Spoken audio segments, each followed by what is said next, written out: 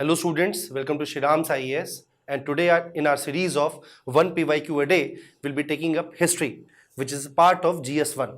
Okay, and this series, as you all might be knowing that from 22nd of this month we are going to have mains.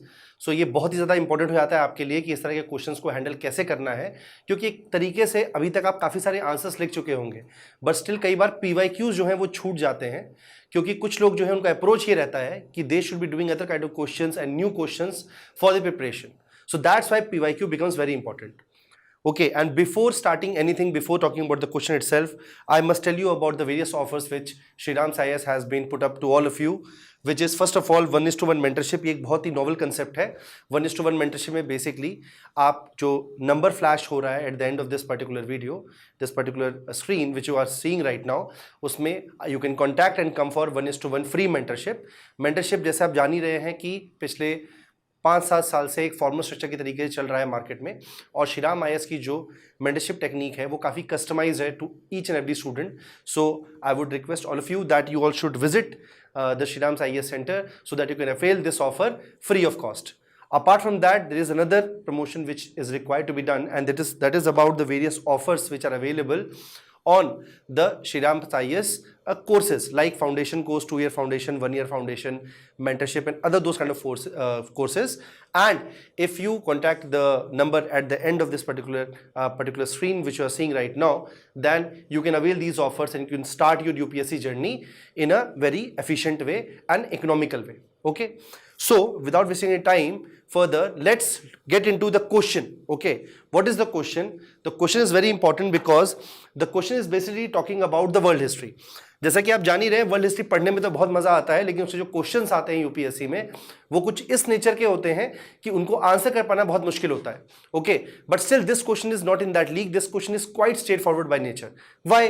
It is very categorically asking you all about how far is it correct to say that the First World War was fought essentially for the preservation of balance of power. Okay. यह कहना कहां तक उचित है कि प्रथम विश्व युद्ध मूलतः शक्ति संतुलन को बनाए रखने के लिए लड़ा गया था. ठीक है, मैंने हिंदी में भी पढ़ दिया just for all of you to understand that what is the exact requirement of this question and why I am talking about the requirement of this question. Because क्या होगा, अभी तक आपने काफी कंटेंट इकट्ठा कर लिया होगा. ओके, आपने through various sources in the market और through your own notes you might have accumulated lot of content. अब उस कंटेंट का करना क्या है, ये बहुत इंपॉर्टेंट है, और इन सब में एक बहुत बड़ी चीज मिस हो जाती है, और वो चीज क्या है? वो चीज है core demand of the question. Question का कोर डिमांड मिस नहीं करना है. ओके, सो ये कोर डिमांड जो है ये कैसे जान पाएंगे आप? जब आप क्वेश्चन को मल्टीपल टाइम्स पढ़ेंगे. अभी मल्टीपल टाइम्स पढ़ना थोड़ा सा किडिश साउंड करता है, लेकिन ये बहुत इंपॉर्टेंट हो जाता है. क्यों इंपॉर्टेंट हो जाता है? क्योंकि आपके पास कंटेंट बहुत है, और कई बार क्या होता है, आप प्री कंसीव नोशंस के साथ क्वेश्चन को देखते हैं और वहीं पे गलती हो जाती है. क्यों गलती हो जाती है? बिकॉज आप डेटा वो दे देते हैं जो देने की शायद जरूरत भी नहीं है. Okay, so that's why I want all of you to understand that कि इस केस में, इस क्वेश्चन में आप कोर डिमांड समझे. कोर डिमांड क्या है इस क्वेश्चन की? ये क्वेश्चन आपसे ये जानना चाह रहा है कि जो बैलेंस ऑफ पावर है उसे मेंटेन करना क्या एक सबसे फंडामेंटल रीजन था वर्ल्ड वॉर 1 के स्टार्ट होने का, और ये कहां तक वैलिड है ये बात कहना. ठीक है, तो अगर हम इस बारे में देखेंगे तो we need to understand the keyword balance of power, कि बैलेंस ऑफ पावर जो है वो है क्या एग्जैक्टली, उसका मतलब क्या है. इसके अंतर्गत you all need to understand that the balance of power concept is very much important, because what it basically says that preventing any one state from becoming too dominant. किसी एक कंट्री का ज्यादा डोमिनेंट हो जाना, वो prevent करना is basically maintaining balance of power. जैसे आज के डे एंड एज में how are we able to balance the power? If you can look into that, then you will see how China is trying to balance power with US, how Russia is trying to balance power with US, और how India is trying to balance power with China. इस struggle में ही पूरा world, जो global world है, जो global system है, scenario है, जियोपॉलिटिक्स है, वो घूमता रहता है. So that's why this is very important, and for all of you to understand this particular pretext. The pretext of this is the Congress of Vienna, in which happened in 1815, in which it was decided that कहीं ना कहीं जो requirement है वो ये है कि एक बैलेंस बना रहे ताकि एक कंट्री दूसरे पे हावी ना हो. Okay, so you all must understand कि इस तरह की चीजें आपको लिखना क्वेश्चन के इंट्रोडक्शन में बहुत इंपॉर्टेंट हो जाता है, क्योंकि अगर आप कीवर्ड नहीं समझाएंगे, इंट्रोडक्शन नहीं देंगे इस तरीके से, तो basically the evaluator will understand that you don't know the meaning of these particular key terms. तो इन चीजों को समझना बहुत जरूरी है, लेकिन साथ ही साथ यह समझना भी जरूरी है कि क्या चीजें नहीं लिखनी है इंट्रोडक्शन में। ओके, क्योंकि जो क्वेश्चन है उसका प्रिटेक्स्ट क्या है? उसका प्रिटेक्स्ट ये है कि बैलेंस ऑफ पावर जो है वो प्राइमरी रीजन था, और कहां तक ये बात वैलिड है, तो उसके लिए आपको जानना भी जरूरी है कि और क्या कॉजेज थे। ठीक है, जैसे कि यहां पे मैंने टेबलेट किया है कुछ और कॉजेज, जैसे कि कॉलोनियल राइवलरीज। आप जान ही रहे हैं कि कहीं ना कहीं जो यूरोपियन पावर्स थे, they basically made all these Asian countries, African countries their colonies, like India was a colony of Britain. Okay, so इसी तरीके से जो भी कॉलोनीज बनी थी, उनके बीच में जो नए यूरोपियन पावर्स आ रहे थे, उनके बीच में स्ट्रगल हो रहा था कि अच्छा अब हम कौन सी कॉलोनी लेंगे, क्योंकि ज्यादातर इंपॉर्टेंट कंट्रीज, रिसोर्सफुल कंट्रीज जो थी वो कॉलोनाइज हो चुकी थी। So that's why it is very important for all of you to understand that colonial rivalry was one of the major reason for World War I to happen. ये actually में underlying reason था, ना कि balance of power. Balance of power तो एक instrumental value रखता था, लेकिन eight the end of the day क्या चाहिए था सबको? पैसा, रिसोर्स। और वो रिसोर्स कहां से आएगा? कॉलोनीज से। और कॉलोनीज जो थी वो ऑलरेडी ऑक्यूपाइड थी by major European powers like Britain, France. So that's why the new emerging powers like Germany wanted those benefits. They wanted the part of the cake for themselves also. Okay, तो ये एक reason हुआ। इसके अलावा nationalism की लहर फैली हुई थी, जैसे बाल्कनाइजेशन हो गया या बाल्कन कंट्रीज में हो गया, जैसे ऑटोमन एम्पायर जो कि उस टाइम पे वीक हो गया था, तो उस कारण से नेशनलिज्म की जो लहर थी वो फैली थी। तो that was also probable reason for world war one to happen, because राष्ट्रवाद के साथ एक बुरी बात यह भी है कि राष्ट्रवाद कहीं ना कहीं दूसरे कंट्रीज के अगेंस्ट अपने आप को एसर्ट करने के लिए भी बढ़ाता है आपको। इससे नेशनलिज्म के कंसेप्ट को बहुत ही कैवियाट के साथ या बहुत ही ध्यान से देखने की जरूरी है, with a pinch of salt. Another one is alliance system. Triple entity हो गया, ट्रिपल अलायंस हो गया, अलायंस सिस्टम बनने लग गया था। इसके अलावा आर्म्स रेस, जो मिलिटरिज्म था, बेसिकली नए नए एम्युनिशंस जो थे आफ्टर इंडस्ट्रियल रिवॉल्यूशन मार्केट में आ रहे थे, कंट्रीज बना रहे थे, इन्वेंशन हो रहा था। तो ये जो आर्म्स रेस है कहीं ना कहीं ये प्रॉम्प्ट कर रहा था कंट्रीज को to proceed with the various wars which they are going to have. Okay, लेकिन हमको ये सारी चीजें नहीं लिखनी है इस इंट्रोडक्शन में, ये बात ध्यान रखिएगा। मैंने इसलिए ये चीजें टैबलेट की हैं for all of you to understand that this is not suppose to be written in your introduction. Where it is suppose to be written I tell you. Okay, now let's move to the body of the question. Sorry, now body of the question में आपको exactly लिखना क्या है, आप समझिए इस बात को। ठीक है, आपको वो आर्ग्यूमेंट्स देने हैं जो ये बताते हैं कि बैलेंसिंग ऑफ पावर जो है वो वैलिड था, और उसकी वैलिडिटी कहां तक थी ये आपको एक्सप्लेन करना है बॉडी में। तो उसके लिए you have to substantiate your argument. And how will you substantiate your argument? By giving the reasons या causes which tell that balancing of power was the primary reason of world war one to happen, जिसमें सबसे पहला reason है rise of Germany. आप जान ही रहे 1870s में Germany जो है उसका उदय हो गया। कैसे उदय हो गया? वहां पे इंडस्ट्रियल रिवॉल्यूशन आया और वो बहुत ही पेस से आगे बढ़े। जैसे आप जान ही रहे हैं कि 1600 ऑनवर्ड्स 1700 ये जो टाइम था, इसके अंदर इंडस्ट्रियल रिवॉल्यूशन जो है वो यूरोप के अंदर आया और Britain became the front runner of it, the pioneer of it, and that's why Britain reap the benefits of it, and eventually France and other such countries.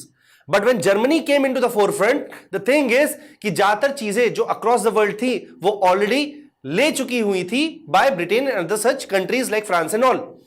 तो जो जर्मनी का उदय था उसके साथ साथ ही बैलेंस ऑफ पावर टिल्ट होने लग गया और चेंज होने लग गया टुवर्ड्स जर्मनी, क्योंकि पहले तो बड़ी आराम से ब्रिटेन और फ्रांस जैसी कंट्रीज जो थी वो अपना we can say that dominance जो है उन्होंने किया हुआ था across Europe. Okay, next is alliance system. अब ये बैलेंस ऑफ पावर मेंटेन करने के लिए अलायंस सिस्टम बना, ट्रिपल एंटिटी बना, ट्रिपल अलायंस बना। ठीक है ना? और ये जो अलायंसेस हैं ये बहुत मेजर फैक्टर रहे कि कहीं ना कहीं वर्ल्ड वॉर वन जो है वो हो पाया या हो गया, क्योंकि ये अलायंस जो है वो कहीं ना कहीं मिलिट्री अलायंसेस थे, और इसके पीछे का जो पर्पस था वो यही था कि कहीं ना कहीं now they are getting prepared for the war. Okay, now other such reasons which support the balance of power factor behind World War I to happen are Balkan crisis, balkanization हुआ, Ottoman empire गिर गया, balkanisation जो है उसके कारण Russia जो है वो फोरफ्रंट में आ गया, बिकॉज रशिया वांटेड कि बाल्कनाइजेशन के कारण जो ईस्टर्न यूरोप के अंदर कंट्रीज है उसमें कहीं ना कहीं उसका से रहे. So that's why this particular factor became very important.